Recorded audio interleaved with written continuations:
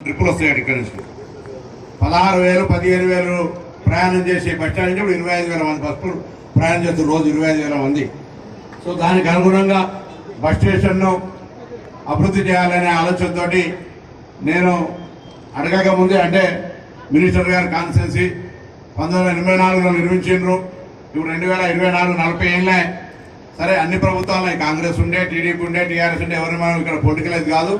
Bus స్టాండ్కి ఇప్పుడు మహాలక్ష్మి వచ్చిన తర్వాత ఎట్లయితే ఇంట్లో మహాలక్ష్మి ఉడితే ఇల్లంతా కలకలలాడుతుందో ఆర్టీసీ బస్ స్టాండ్కి ఆర్టీసీ డిపార్ట్మెంట్కు మహాలక్ష్మి పథకం వచ్చిన తర్వాత అన్ని బస్ స్టాండ్లు బస్సులన్నీ కలకలలాడుతున్నాయి మా అక్క చెల్లెలందరితో.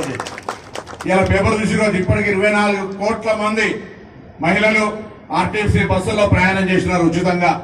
వారందరికీ అభినందనలు. ఎక్కడైనా ఏదైనా అసౌకర్యం కలిగితే క్షమించండి. రాబోయే కాలంలో కొత్తగా బస్సులు తేవడం కావచ్చు, నూతన రిక్రూట్మెంట్ కావచ్చు, ఈ విధంగా బస్ స్టాండ్ల నిర్మాణం కావచ్చు, ఈ తర్వాత అన్ని కూడా చేపట్టబోతున్నాం. అన్నిటికంటే ఎక్కువగా మీ హుస్నాబాద్ నియోజకవర్గ ప్రజల ఆశీర్వచనంతో మీరు ఇచ్చినటువంటి దీవెనతోటి శాసనసభ్యుడినై రాష్ట్రంలో మంత్రిగా అయిన తర్వాత ఆర్టీసీ శాఖ, బీసీ సంక్షేమ శాఖ రావడంతో ఇవాళ ఆర్టీసీకి సంబంధించి మళ్ళీ ఒకసారి ఆర్టీసీని పునరుజ్జీవింపజేసి, గతంలో చాలా ఇబ్బందుల్లో ఉండే ఆర్టీసీ, అటువంటి ఆర్టీసీ ఇప్పుడు పాత బకాయిలు తప్ప కొత్తగా రోజువారీ నడవడానికి ఎక్కడ కూడా రూపాయి లాస్ లేకుండా ఉండే విధంగా కార్యాచరణ తీసుకొని ముందుకు పోతున్నామని మాట మనం చెప్తాం. దానికి ప్రభుత్వం సహకారం ఎక్కిన ఉచితంగా ప్రయత్నం చేస్తున్న ప్రతి మహిళ బిల్లును రాష్ట్ర ప్రభుత్వం నెలకు 350 కోట్ల రూపాయలు ఆర్టీసీకి ఇస్తా ఉంది. వాటితోటి ఇలా ఆర్టీసీ నిలదొక్కుని ఆపరేషన్ లాస్ గతంలో 40, 50, 60% ఆక్యుపెన్సీ అంటే బస్సులో ప్రయాణించే శాతం ఉంటే ఇలా 100% దాటిపోతున్నటువంటి సందర్భంగా ఇది ప్రయాణికులకు ఏ విధంగా ఉపయోగపడుతుందో ఈ సంస్థ స్పష్టంగా ఉంది. కాబట్టి అటువంటి సంస్థను కాపాడుకోవడానికి, అభివృద్ధి చేసుకోవడానికి నేను ఒక మంత్రిగా ఆర్టీసీ కుటుంబం దాదాపు 50,000 మంది సభ్యులున్న ఈ కుటుంబంలో త్వరలోనే వాళ్ళకి నిన్ననే చెప్పినాం.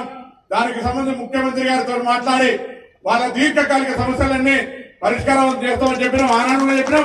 మళ్ళీ ఇవాళ కూడా కోడ్ వచ్చే లోపలనే గతంలో ప్రకటించిన బాండ్స్ పేమెంట్ షురు అవుతాయి. దాంతో పాటుగా కొత్తగా మీకు చాలా కాలంగా ఎదురుస్తున్నటువంటి ఫలితాలు కూడా రేపు ఎండీ గారు, ప్రిన్సిపల్ సెక్రటరీ గారు నేను కూర్చొని వాటిని కూడా జీవో రూపంలో ఇవ్వబోతున్నామనే మాట సందర్భంగా పనిచేస్తూ దయచేసి ఆర్టీసీ మనది, మనందరిది, గ్రామాన్ని తీసుకుపోయే విధంగా ఏర్పాటు చేసే విధంగా అందరూ కూడా ఇక్కడ ప్రధాన సమస్య అందరూ కూడా చెప్పేది ఏంటంటే హుస్నాబాద్ బలహీనంగా ఉన్నప్పుడు హన్మకొండ డిపోలు, సిద్దిపేట డిపోలు, కరీంనగర్ డిపోలు ఇక్కడికి వచ్చే ఆదాయ వస్తువులన్నీ రూట్లలో ఎత్తుకపోయారు. ఆ రూట్లు కొన్ని మళ్ళీ మా హుస్నాబాద్ డిపోకి ఇవ్వని అడుగుతారు. ఏంటి చెప్పారు? కొన్ని డిపోల నుంచి కొన్ని ఆదాయ మార్గం ఉండే వనరుల రూట్లు ఇక్కడ నుంచి కొత్తగా అన్ని హన్మకొండ గూడెం కావచ్చు, సిద్దిపేట కావచ్చు, కరీంనగర్కు హుస్నాబాద్ బస్సు డిపోలో కొత్త బస్సులు తెచ్చి నడపమని అక్కడ వాళ్ళందరి కోరిక. బస్సులు ఇప్పుడు ఎక్కువ మాట్లాడకుండా నిర్మాణం అయినాక నేను చెప్పిన రాగానే ఇంకో శివాలయం పోయిందంటే ఎక్కువ మాట్లాడాలని చెప్పిన బస్సు నిర్మాణం పూర్తయిన ఇంకా వాళ్ళతోనే మాట్లాడిపిస్తానే మాట సందర్భంగా మనం అందరికీ నమస్కారం.